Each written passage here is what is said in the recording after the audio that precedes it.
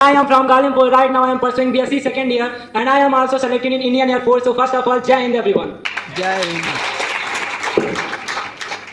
So आज मैं अपनी कविता के माध्यम से आप लोगों से कुछ कहना, कुछ बताना चाहता हूँ। अगर उसमें कुछ गलती होगी तो क्षमा करने का कष्ट कीजिएगा।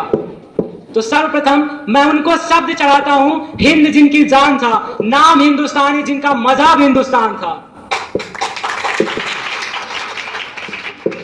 सो आज हमारे देश में पुस्तकों के द्वारा और लोगों के माध्यम से ये बताया जाता है कि 14 अगस्त मध्य रात्रि दो दस्तावेजों पर दस्तखत हुए और आजादी हमारी झोली में आ गई। माफी चाहूंगा, ऐसा नहीं हुआ था। आज मैं आप लोगों को बताना चाहता हूं कि आजादी हमको कैसे मिली थी, आजादी के मायने क्या क्या हैं। कतरा कतरा खून दिया था, दी जवानी जुनून दिया था, खड़े अंग्रेज माने नहीं तो गोलियों से भून दिया था।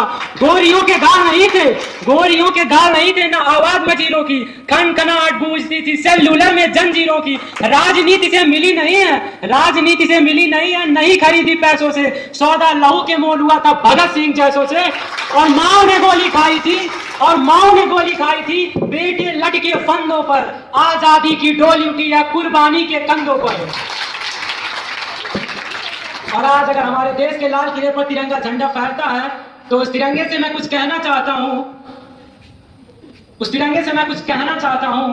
प्यासे वीरों को लहू का उन्माद पिलाने आया हूं, ऐ तिरंगे सलाम तुझे पर याद दिलाने आया हूं। तेरे खातिर कितनी कोके पलक झपकते खाली हो गई, झांसी वाली तलवारें आजादी को मतवाली हो गई।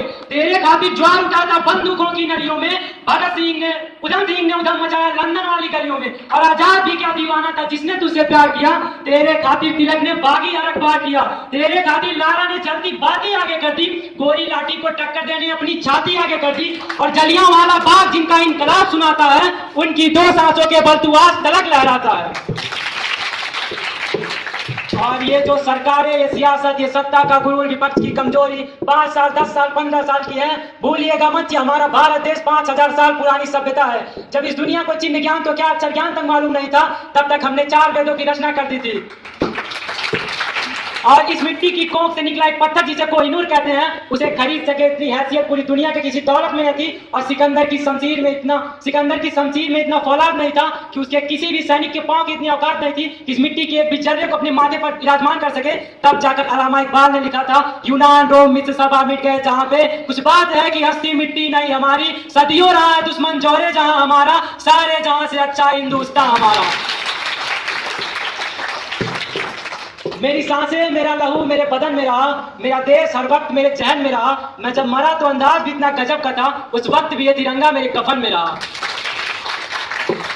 और आज मैं यहाँ पे कुछ विद्यार्थी हैं जो बहुत सारी प्रॉब्लम्स फेस करते हैं अपने लाइफ में, और बहुत तरीके की जो बहुत हार्ड वर्किंग भी है। सो आज मैं उनके लिए कुछ कहना चाहता हूँ। इस जग में जितने जुल्म नहीं उतने सहने की ताकत है, तानों के शोर में रहकर भी सच कहने की आदत है।